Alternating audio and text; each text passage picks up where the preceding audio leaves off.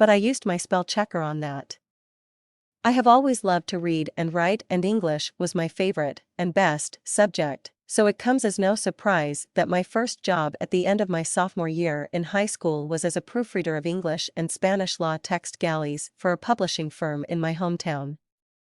Even at that, I make plenty of mistakes and sometimes have to go back in after I publish a blog post to correct an error I missed on the second or third read through. As a business professional, and being on the receiving end of hundreds of daily emails asking me to look at countless products and business opportunities designed to change my life forever, I write and read a lot of professional copy.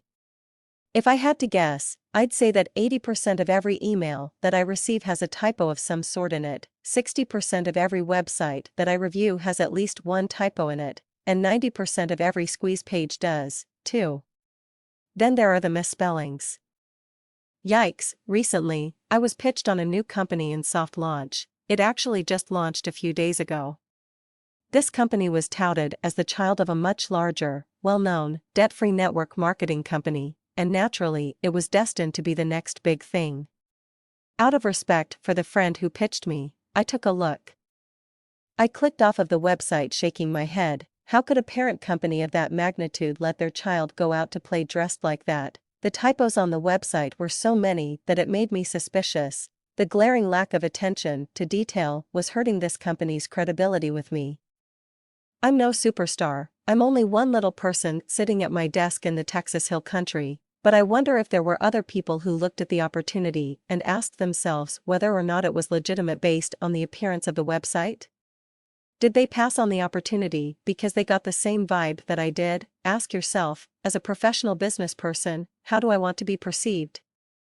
As insignificant as it seems, something as simple as spelling or a typo can dramatically impact your reader's impression of you. And remember, you never get a second chance to make a first impression. Do you want others to believe that you're competent or sloppy? Think about it.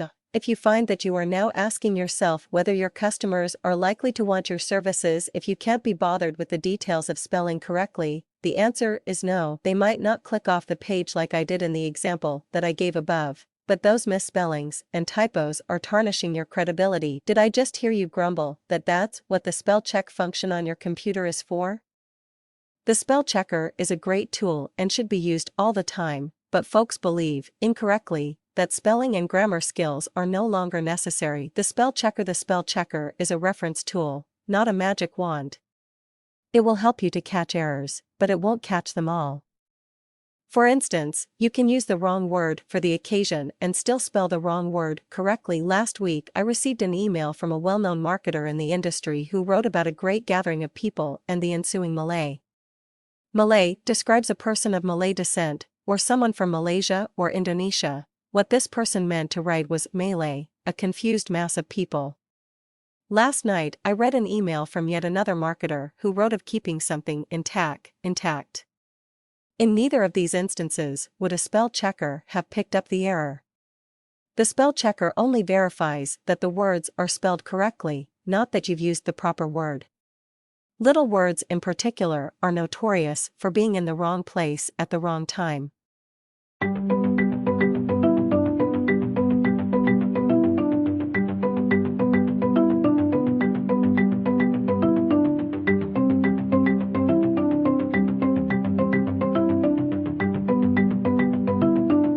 I find that a good desktop dictionary program is a convenient tool for this and other proofreading tasks as well. A perfect example is the spelling of the high-tech word email. In addition to that spelling, there is another version, email. For this post, I chose email as the preferred spelling. Why? There are 3 reasons. 1. The word email is faster to type since there's no hyphen and no space. 2. There are fewer opportunities to make typos if you aren't typing a hyphen. 3. The word email simply appears neater and cleaner. Be sure to proofread your articles, emails, and posts for context as well. Make sure that when you string your words together, they're actually saying what you intend to say. You'd be surprised at the unintended consequences of a sloppy read-through. Take a look at some real newspaper headlines with funny, unintended typos. Woman improving after fatal crash. TV ads boost eating of obese children by 130%. Would she climb to the top of Mr. Everest again? Absolutely. And last but not least, 2 final proofreading tips. Read your article out loud as you're proofreading it. You'll pick up on errors that your eye missed when you have to speak the word. And take a break from it before you proofread your work for the last time. When you have the option, let it sit overnight. The intense focus of the writing process tends to blind us to our mistakes. Our eye skips over them in our desire to see the whole as the sum of its parts, rather than the parts themselves.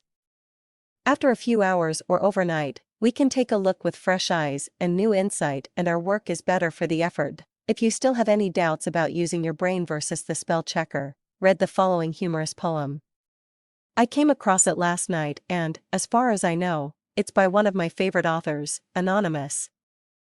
Enjoy. Spell checker poem. I have a spelling checker. It came with my PC. It plainly mark as for my review mistakes I cannot see. I strike a key and type a word and wait for it to say whether I am wrong or right. It shows me straight away. As soon as a mistake is made it knows before too long and I can put the error right. It's rarely ever wrong.